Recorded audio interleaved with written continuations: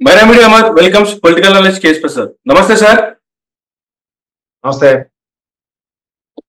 Counting తర్వాత వైఎస్ఆర్సీపీ 11 సీట్లకే పరిమితం అయిపోయింది. ఆ తర్వాత ప్రమాణ స్వీకారం చేసిన అనంతరం జగన్మోహన్ రెడ్డి గారు అసెంబ్లీకి ఒక లెటర్ అయితే రాశారు. గవర్నమెంట్ కి ఒక లేఖ అయితే స్పీకర్ కి ఒక లేఖ అయితే రాయడం జరిగింది. అసెంబ్లీలో ప్రతిపక్ష హోదా కల్పించేలాగా చూడాలని చెప్పి ఆ లేఖకు సాధించి ఏం చెప్తారు సార్? ఆ లేఖకు సంబంధించి కావచ్చు, ప్రభుత్వం దాని మీద ఇస్తున్నటువంటి రిప్లైకి సంబంధించి కావచ్చు. మొదట లేఖకి సంబంధించిన అవసరం నేను విశ్లేషిస్తా, తర్వాత 11 స్థానాలకు పరిమితం అయింది కూడా నేను చెప్తాను. సార్ అమర్ గారు, ఇక్కడ గమనించవలసిన విషయం ఏంటంటే సార్ ప్రజాస్వామ్యంలో ప్రజలు ఇచ్చిన తీర్పు ఎవరికైనా శిరోధారం. అందులో ఎవరు కూడా అతిథులు. ఇది ముఖ్యంగా గతంలో 23 స్థానాలకు పరిమితం చేసిన తెలుగుదేశం, ఇప్పుడేమో 11 స్థానాలకు పరిమితమైన వైఎస్ఆర్సీపీ.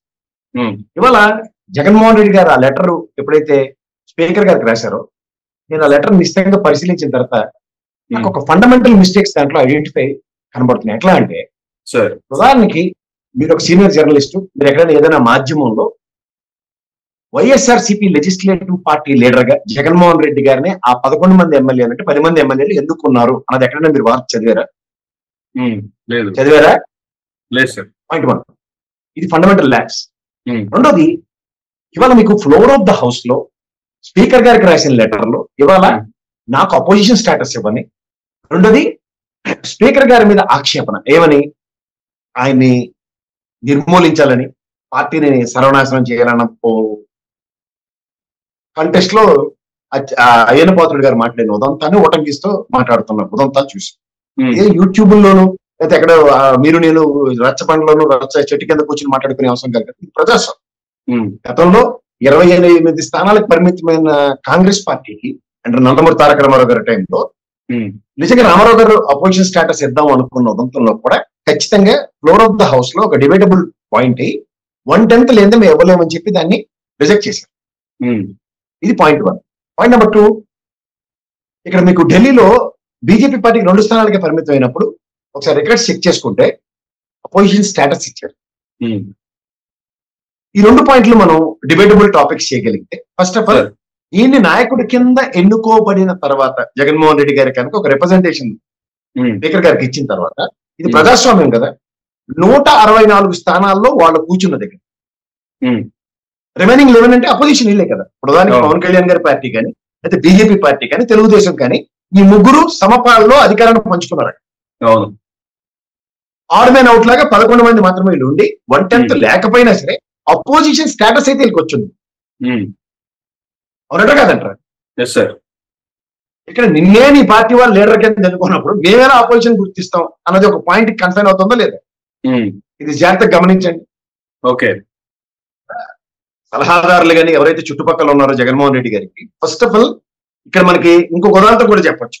కేసీఆర్ గారు ఫస్ట్ డే అసెంబ్లీకి వెళ్ళి ప్రమాణ స్వీకారం చేయలేదు, కానీ వాళ్ళ పార్టీ వాళ్ళందరూ అతను సిఎల్పి లీడర్ కింద ఎన్నుకుని మిగిలిన వాళ్ళు వెళ్ళి ప్రమాణ స్వీకారం చేశారు.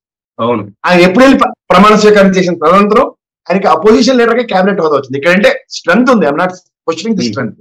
అని ఒక పార్టీ ప్రాథమికంగా చేయవలసిన పని ఫ్లోర్ లీడర్ ని ఎన్నుకోవడం అన్నది వాళ్ళ ప్రాథమిక కర్తవ్యం. ఇది ఎందుకు జరగలేదు? ఓకే. తర్వాత ప్రమాణ స్వీకారం రోజు కూడా వీళ్ళు ఈ స్టేటస్ తో వెళ్ళినప్పుడు అది ఖచ్చితంగా ఒక డిబేటబుల్ టాపిక్ అయ్యింది. అవుట్ ఆఫ్ 175, 164 మనమే ఉన్నప్పుడు, అంటే ముగ్గురు జనసేన, బీజేపీ అండ్ తెలుగుదేశం ఉన్నప్పుడు ప్రత్యేక హోదా ఖచ్చితంగా అపోజిషన్ హోదా ఇచ్చి తీరాలి అన్నది ఒక పాయింట్ డిస్కషన్ అయ్యింది. అప్పుడు ఆప్షన్ లెఫ్ట్ సిచ్యువేషన్ ఏంటి? క్రానికల్ ఆర్డర్ లో ఖచ్చితంగా జగన్మోహన్ రెడ్డి గారిని 3వ స్థానంలో ప్రమాణ స్వీకారం చేయించవలసింది. సో ఇప్పుడు మనం ఏదైనా ప్రజాస్వామ్యబద్ధంగా చేయాలి కదా. ప్రజాస్వామ్యంలో నేను మీరు కూర్చొని డిబేట్ చేసుకుని దాన్ని చర్చించడం కాదు కదా. ఇది ఒక సెన్సిబుల్ పాయింట్. వాళ్ళు ఎక్కడో పక్కదారి పెట్టారు. దాంట్లో నాకైతే అనుమానంగానే ఉంది. దాంట్లో ఫ్లోర్ లీడర్ కింద ఎప్పుడైతే జగన్మోహన్ లీడర్ గారిని ఎన్నుకున్న తర్వాత అది స్పీకర్ కి ఒక రైట్ ట్రాన్స్పరెంట్ వేలో వెళ్ళుంటే things would have been something else. ఇది గమనించండి. రెండోది, మీరు ఇందాక అడిగిన మొదటి ప్రశ్న 11 స్థానాలకే పరిమితం అవడం దగ్గర పొలిటికల్ ఎరాలో ఎవరినైనా మీరు తీసుకోండి, గ్రామ స్థాయిలో సర్పంచ్ లేకపోతే వార్డు మెంబరు ఎవడైనా, వాడు జీవిత జయం ఒకసారి ఎమ్మెల్యే లేకపోతే మినిస్టర్ లేకపోతే ఒక ముఖ్యమంత్రి అవ్వాలో ఏదో వాడి జయంతోనే రాజకీయ ప్రస్థానం ఉంటుంది. అలాంటిది ఈ 5 సంవత్సరాల టెన్యూర్ లో నాయకుడు అక్కర్లేదు, రాజకీయాలు చేసేవాడు అక్కర్లేదు, కానీ వాలంటరీ వ్యవస్థతో నేను ప్రభుత్వాన్ని నడిపించుకుంటానన్న అపోహలో జగన్మోహన్ రెడ్డి గారు 5 సంవత్సరాలు వచ్చినప్పుడు రాజకీయ నాయకులు కార్యకర్తలు 5 సంవత్సరాల తర్వాత కర్రు కలిసి వాత పెట్టారండి. ఇది గమనించుకోండి. ఎప్పుడైతే క్షేత్రస్థాయిలో నాయకత్వ లక్షణాలతో తెల్లారు లేచి ఒక నాయకుడి చుట్టూ పరిభ్రమించే రాజకీయానికి 70 సంవత్సరాల తర్వాత అలవాటు పడిన ప్రజలకి ఆ మొనాటమీని బ్రేక్ చేస్తూ రాజకీయ నాయకులు అక్కర్లే, వీళ్ళు కేవలం మీ ఇంటికి సేవకుల్లా తిరుగుతూనే ఉంటారు, కానీ వీటికి డిస్క్రిప్షన్ ఉండదు, వీడి బదులు ఒక వాలంటీర్ గారు చెప్పిన పనితో నాకు అంత మెసేజ్ నేను కమ్యూనికేట్ చేసి దాన్ని సమన్వయపరుస్తాను దానికి ప్రజలు తెచ్చుకోలేక. రెండోది, ఈ రోజు ఎలక్షన్ మేనిఫెస్టో అన్నది ఆశల ఊహల ఉయ్యాల్లో ఊరించే ఒక వస్తువు. అది ఎప్పుడైతే నీ దగ్గర లేదో బెల్లం చుట్టూ ఏగలు మోగినట్టు నీ దగ్గర బెల్లం లేదన్నప్పుడు ఏగలు మోగవు. అదే ప్రజాస్వామ్యంలో ప్రజలు నీ చుట్టూ లేకపోవడానికి కారణం ఏంటంటే ఎవరు చెప్తుంటారు 40% వచ్చిందని, కానీ గెలవడానికి ఉపయోగపడేది అంత దగ్గర మేనిఫెస్టోలో తెలుగుదేశం పెట్టిన బుల్లెట్ పాయింట్స్ లాంటి వాటికైనా ధీటుగా మన దగ్గర ఏం లేవు. మనది ఒట్టిపోయిన ఏది వాళ్ళ దగ్గర ఇది. గతంలో చంద్రబాబు నాయుడు గారు 23 స్థానాలకు పరిమితమైనప్పుడు తెలుగుదేశం పార్టీ ఏ తప్పు చేసిందో బ్యూరోక్రాట్స్ చుట్టూ తిరిగిన ఉదంతంలో ఇదే జగన్మోహన్ రెడ్డి గారు 5 సంవత్సరాల బ్యూరోక్రాట్స్ చుట్టూగా తిరుగుకుంటున్న రాజకీయ పరిభ్రమణంలో పనైపోతుంది అనుకుని అపోహలో ఉన్నారు. చలగం వెంగళరావు గారు నాకేమీ తెలియదు బాబు, బ్యూరోక్రాట్స్ చెప్పిందే నేను చేస్తానన్న ఆయన్నే మట్టి కనిపించారు. కోట్ల విజయభాస్కర్ రెడ్డి గారు లాంటి వ్యక్తి ట్రాన్స్పరెంట్ కి ఒక నిజ స్వరూపం అంటే ఆయనే. అలాంటి వ్యక్తికే దిక్కు దివాలని ఈనాటి రాజకీయాల్లో ఇవాళ మీరు నిజంగా సమాజమే దేవాలయం, సమాజానికి సేవ చేయడానికి వచ్చిన రామారావు గారు లాంటివాడికే వెన్నుపోట్లు ఎదురు దెబ్బలు ఇల్లు తగిలినప్పుడు ఆయన్ని పరిరక్షించడానికి ఎవడు ప్రజలు రానప్పుడు ప్రజా చైతన్యం వచ్చేస్తే ప్రజలు తెరబడిపోతారు. మీరు డెమోక్రటిక్ సిస్టమ్ లో, రిపబ్లిక్ సిస్టమ్స్ లో ఒక డిఫరెంట్ సిండ్రమ్స్ అడాప్ట్ చేస్తాం అనుకునేది ఒక భ్రమ.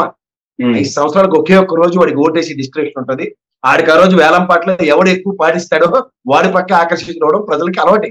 రెండోది, ఈ employees once again they proved. మన చరిత్రలో గుణపాఠం ఏంటంటే ఎంప్లాయీస్ కనుక డిసైడ్ అయితే వీళ్ళకి వేణీలకి సన్నీళ్ళు తోడనంటే పోలీసు వాళ్ళు, బయట పోలీసులు లోపల ఎంప్లాయీస్ డిసైడ్ అయితే జగన్మోహన్ రెడ్డి గారు కదా మరి కాదు కదా, మళ్ళీ రాజశేఖర రెడ్డి గారు మళ్ళీ భూమి మీదకి వచ్చిన ఇలాంటి ఎలక్షన్స్ ఎవరు చేయలేరు, గెలవలేరు. ప్రజలకి నిగూఢంగా ఉన్నది ఏంటంటే ఒక కార్యకర్త, ఒక నాయకుడు ఆ పార్టీని గుండెల్లో పెట్టుకుని ప్రజల్లోకి తీసుకెళ్ళడానికి ప్రయత్నిస్తాడు. వాడు ఆస్పిరేషన్స్ నువ్వు మొదట్లోనే కత్తెట్టి నరికేస్తానంటే వాడికి ఏ ప్రాతిపదిక మీద వాడు డమ్మీ క్యాండిడేట్ లాగా అలా చూడండి. ఆ సినిమాలో ఉన్న కోట శ్రీనివాసరావు గారిని అలాంటి వాళ్ళందరినీ కూర్చోబెట్టి వీళ్ళేమో ఎమ్మెల్యేలు బెనామీ గాళ్ళందరినీ పెట్టుకున్నట్టు నేను నాతో ఇది అన్న దగ్గర ఎవరికి ఉండదు. ఇవాళ మీకు ఇంకోటి, నాటి రెడ్డి సామాజిక వర్గం ఏకతాటి మీద ఇలా బిగించినప్పుడు ప్రతి సామాజిక వర్గం వాడికి కనతల్లాంటిది. ఇవాళ ఆ సామాజిక వర్గాలు కూడా ఏకతాటి మీదకి వచ్చాయి. ఈ రోజు దాకా జరిగిన పెర్మిటేషన్స్ అండ్ కాంబినేషన్స్ లో తర్వాత తక్కువ అంచనా వేసిన పవన్ కళ్యాణ్ గారు ఎప్పుడైనా సరే పిల్లిని కూడా లోపల కూర్చొని బంధించి కొడితే తిరగబడుతుంది అంటారు చూడండి. అలాగే పవన్ కళ్యాణ్ గారు కూడా ఒక విస్ఫోటనంలో ఆయన పని చేసి చూపించాడు. ఎందుకంటే ఒకటి మాత్రం చెప్తాను, ఆ సామాజిక వర్గానికి వంగవీటి మోహన్ రావు గారి తర్వాత అంత ప్రాధాన్యత సంతరించుకోవడానికి అవకాశం 2 సార్లు వచ్చింది. ఒకటి ప్రజారాజ్యం పరంగా చిరంజీవి గారు, తర్వాత మళ్ళీ ఇప్పుడు పవన్ కళ్యాణ్. ఎప్పుడైతే వాళ్ళు ఈ నాయకత్వంతో మనం ముందుకు వెళ్ళాలి, ఇంకొక ఆప్షన్ లేని సిచ్యువేషన్స్ లో, ఉదాహరణకి ముద్రగడ గారు లాంటి ఆయన కూడా కాడిని వదిలేసి సామాజిక వర్గాన్ని అనే కాడిని వదిలేసి ఆయన ఇటుపక్క అటుపక్క వేవరింగ్ తో పనిచేయడం అన్నది సామాజిక వర్గ మనోభావాలకు గాయాలు తగ్గింది. దానివల్ల ఆయన ఎంత స్టాల్వర్డ్ అయినా సరే, ఒక పెద్ద మనిషి అయినా సరే, సామాజిక వర్గ కట్టుబాటుకి ఎప్పుడైతే దూరంగా ఉంటారో అలాంటి వాళ్ళకి నాట్ టోలరబుల్ అన్న సిచ్యువేషన్ అడ్రస్ అవుతూ వీళ్ళు ఒక పార్టీల పక్క కన్ఫైన్ అయినా సరే కులం కన్నా పార్టీ కన్నా కులం పెద్ద అన్నది ఎలక్షన్ ప్రూవ్ చేస్తుంది. రెండోది ఏంటంటే ఈ కులాలకు అతీతంగా మతాలకు అతీతంగా ఎవరో చేసేద్దాం అన్నది భ్రమ. తర్వాత ముస్లిం సామాజిక వర్గం దేశవ్యాప్తంగా పిలుపునిచ్చిన దానికి ప్రభావితం అయింది. ఎందుకంటే అదర్ దాన్ బీజేపీ, కాంగ్రెస్ పోటీ. ఇక్కడ కాంగ్రెస్ అనే పార్టీ ఉదాహరణకి కడపలో షర్మిలమ్మ చేసిన డ్యామేజ్ మామూలు డ్యామేజ్ కాదు. చెప్పాలంటే కాల్ నరికేసి నిలబెట్టింది. కదిలితే కాల్ లేని స్థలం బయటపడుతుంది కాబట్టి ఎవరు కదలకుండా అలా కూర్చున్నాడు. వాస్తవానికి ఆ అమ్మాయి చేసిన డ్యామేజ్ కుబుసాల్లోంచి తర్వాత కడపలో మాధవీరెడ్డి గారు ఎవరో గెలిచారు. ఆవిడ కూడా రెడ్డి సామాజిక వర్గ యొక్క ఆధిపత్యాన్ని నిరూపించుకోవడానికి మాత్రమే అలాంటి వాళ్ళు గెలుపులు వచ్చాయి. ఇక్కడ నా బీసీలు నా ఎస్సీలు అనుకున్న జగన్మోహన్ రెడ్డి గారి నినాదంలో సప్రెషన్ కి గురైన అధిక కులాలు ఏవైతే ఉన్నాయో అవన్నీ తీసుకుంటే అవన్నీ కన్సాలేట్ అయ్యాయి. ఈ విశ్లేషణలు ఎప్పుడైతే లేకుండా కార్యకర్తల యొక్క మనోభావాల్ని గాయపరిచే ఉదంతంలో కార్యకర్తల పట్ల చిత్తశుద్ధి చాటుకునే జగన్మోహన్ రెడ్డి గారికి కూడా ఒక వేదాంత విపరీత ధోరణి వచ్చి వీళ్ళతో కాకుండా నాకు వేరే విధంగా పని అయిపోతుందని బ్యూరోక్రాట్స్ ట్రాప్ లో ఎప్పుడైతే పడ్డాడు, దాని పర్యవసానం ఏంటంటే ఈ వ్యవసాయ సంబంధిత పుస్తకాల మీద ఆయన బొమ్మ వేయడం ఒకటి, నెక్స్ట్ రాళ్ల మీద బొమ్మలు. ఇది నిజంగా పొలం గట్టులో మనకు ఒక చిన్న అడుగు ఇటు తెరైతేనే అన్నదమ్ములే తలలు పగట్టుకుంటున్న ఉదంతాలు తెలిసిన దగ్గర తన ఆస్తి తనది కాదన్న దగ్గర నెగిటివిటీని ప్రజల్లోకి ప్రజ్వలించడానికి అపోజిషన్ పార్టీలు వేసింది ట్రాప్. ఎందుకంటే ఎవడైతే ప్రశాంత్ కిషోర్ గారు ఈ పక్కన ఉన్నప్పుడు ఎలా పనిచేశాడో అవతల పక్కన ఉన్నప్పుడు అదే దిక్కుమాల పనిచేస్తాడు అని ప్రాథమిక అవగాహన ఎప్పుడైతే జగన్మోహన్ రెడ్డి కొరవడిందో ఆ డ్యామేజ్ ఎన్వటబుల్ సిచ్యువేషన్. అప్పుడు గతంలో మీరు పింక్ డైమండ్ ఈ శతరం చుట్టూ వాళ్ళు తిప్పినట్టు ఈసారి తెలియకో తెలుసో పవన్ కళ్యాణ్ అనే ఒక ట్రాప్ వేస్తే దాంట్లో బొక్కబోర్ల పడ్డది జగన్మోహన్ రెడ్డి.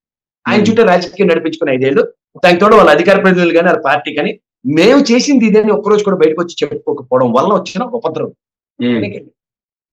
తను చేసింది ఎప్పుడైతే చెప్పుకోగలుగుతాడో కృతజ్ఞతని రెస్పెక్ట్ చేయడం అనేసి ఎక్స్పెక్ట్ చేశాడు జగన్మోహన్ రెడ్డి.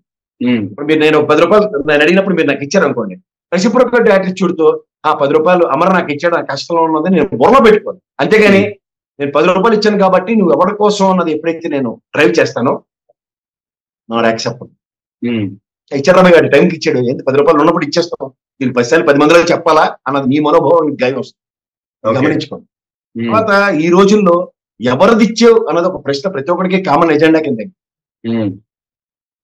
ఏమి జగన్మోహన్ రెడ్డి గారు లేదా చంద్రబాబు నాయుడు గారు లేదా పవన్ కళ్యాణ్ గారు ఆస్తులు తీసుకొచ్చేసిన ఎవరు ప్రజాస్వామ్యంలో ఒక డెకరమ్ని మెయింటైన్ చేస్తూ ఇంకా జగన్మోహన్ రెడ్డి గారు లాంటి వ్యక్తికి అర్థమవలసిన విషయం ఏంటంటే ఒక సామాజిక వర్గ అప్లిఫ్ట్మెంట్ కోసం అర్రులు చేసి రాజ్యాంగ నిర్మాతగా అభివర్ణించబడిన ఆ మహానుభావుడు ఓ దైవాల సముద్రుడు అంబేద్కర్ గారికి దిక్కులేదు.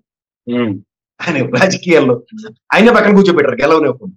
అలాంటి జగన్మోహన్ రెడ్డి అతీతుడు, ఇది గ్రహించగలరు. సరే, నెక్స్ట్ దీన్ని ఓవర్కమ్ చేసే పరిస్థితులు ఉన్నాయంటారా? వైసీపీలో జరుగుతున్న ప్రస్తుత పరిస్థితులు చూస్తుంటే ఏం చెప్తారు సార్? నేనైతే ఇన్నాళ్ళు బట్టి నేను ఓవర్కమ్ చేసుకోవడానికి ప్రక్షాళించుకుని ఇవాళ నేను బయటకు వచ్చి మాట్లాడుతున్నాను సార్. ఫస్ట్ టైం నేను I want to break the ties. Thank you sir, thank you very much అండి. ఇదండి ప్రసాద్ గారితో ఈనాటి ఇంటర్వ్యూ. మరొక ఇంటర్వ్యూలో మళ్ళీ కలుద్దాం. చూస్తూనే ఉండండి మెరా మీడియా.